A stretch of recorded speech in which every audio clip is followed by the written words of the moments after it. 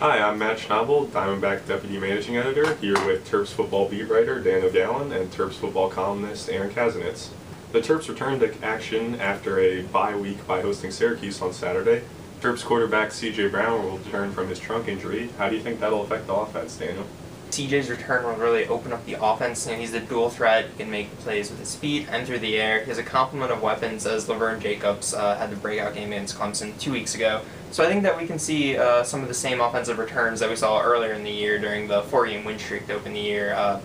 Big point totals against Florida International, Old Dominion, Connecticut, West Virginia. Maybe not that many points, but some of the same ball movement and some of the same production from the offense. Aaron?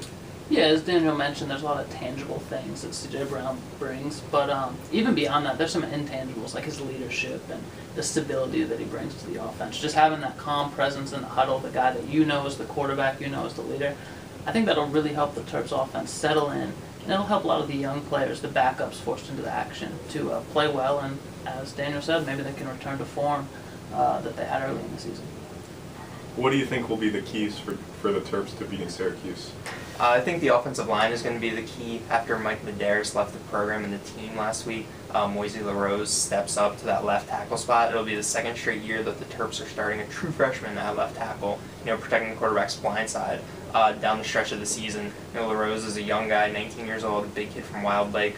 He has some potential, and he's played he's seen some game action earlier this year, but we don't know how he'll respond until he's out there against the Syracuse defense, which can bring some pressure.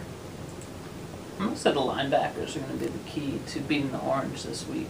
It's possible that L.A. Goree might be out, the inside linebacker. He's listed as questionable. And then there's Cole Ferran, the other inside linebacker. He's out with a head injury, so really missing two key cogs in that linebacking core could be a big deal.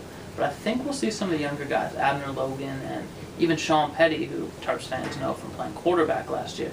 Those two guys could step in, and if they play well and really shut down Syracuse's run game, I think they could make the Orange one-dimensional, and that could really be the difference in the game.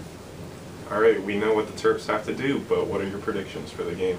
I think the Terps are going to get that 6th win. They're going to finally get to bowl eligibility for the first time since 2010, and I think they're going to do it by a score of 21-17.